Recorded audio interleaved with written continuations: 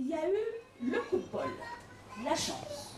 Un soir, j'étais en train de travailler au microscope électronique quand mon chef de service de Heidelberg, le professeur Urs Schneider, vient me voir et puis il me tendait une boîte d'euros 10 93 59. Je suis sûre qu'il y a dans la salle des gens qui s'en souviennent. C'était le premier rétinoïde. Et il me disait, il était suisse-allemand, il avait un accent coupé au couteau, et il me dit, Madame Blanchet, bon, les laboratoires Roche me donnent ça pour faire une expertise. J'y crois pas du tout. J'y crois pas du tout. Vous voulez pas vous en occuper? Et on venait de me donner les trétinates, c'est-à-dire le petit gazon qui a révolutionné le pronostic et le traitement des troubles de la kératinisation. Alors, je suis rentrée en France, j'ai eu la première publication en 1979 avec l'équipe allemande démontrant qu'en fait, on déprimait la kératinisation, mais on ne modifiait pas les anomalies de structure ou enzymatiques qui étaient géno-induites, mais que c'était en fait, en gros, un dépresseur de la kératinisation.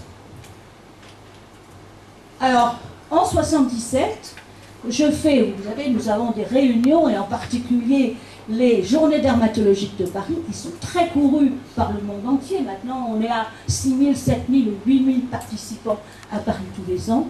Je fais des posters sur ichtyose et tigazon, et je vois, puisque je m'étais arrangé à avoir le protocole avec les laboratoires Roche, je vois toutes les ichtyoses de la France converger sur ma consultation à l'hôpital Saint-Louis, qui a été très rapidement officialisé.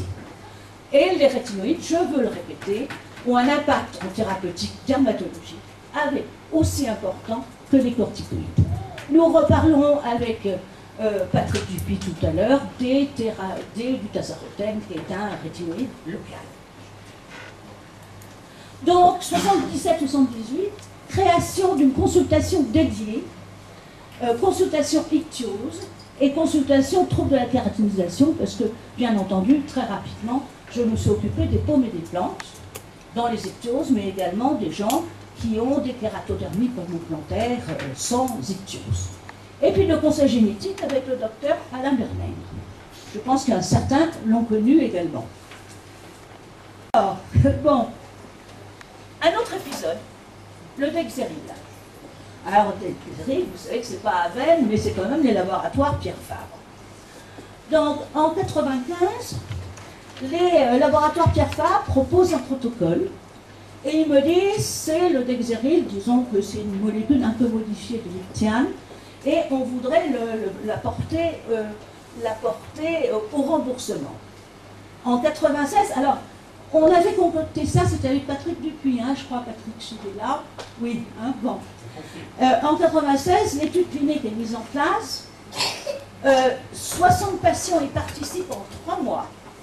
C'était une performance, à l'époque, on arrivait à faire ça, maintenant on ne peut plus. L'étude est publiée en 97. L'émollient est mis sur le marché, 250 ml et 50 ml en 98.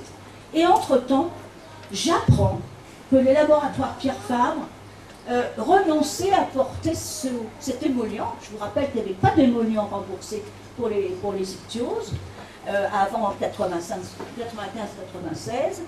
Renonçaient à demander le remboursement. Je pousse une colère, mais une très très forte colère, en disant qu'on m'avait trompé, que c'était pas bien, qu'on trompait les 60 patients qui s'étaient déplacés, qui quelquefois avaient quitté leur travail pour l'étude clinique, que ça n'allait pas du tout.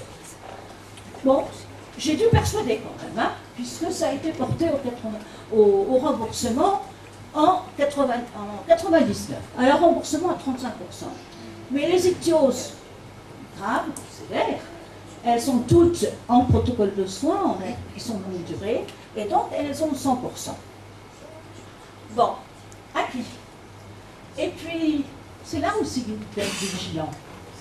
Eh bien, en avril 2010, le taux est ramené à 15%. Ce qui ouvre, mais le Dexeril devrait toujours être remboursé à 100%. pour ceux qui sont ALD. Mais attention, les pharmaciens, de temps en temps, annoncent aux patients mais c'est plus du tout remboursé. C'est pas vrai. Vous êtes en ALD, vous êtes dans l'indication de l'autorisation de mise sur le marché, puisque c'est ichtyose et eczéma atopique, eh bien, le pharmacien doit vous appliquer l'ALD à 100%. Alors, je ne sais pas. Ah ouais, et puis la secrétaire, Anne-Christine et Jérôme, qui rend beaucoup de services sur les soins des filles. Bon, voilà ce qu'on voulait dire pour le 20e anniversaire de l'association. Ça a été un long chemin, mais voilà, continuez à se battre, hein, parce que rien n'est jamais acquis.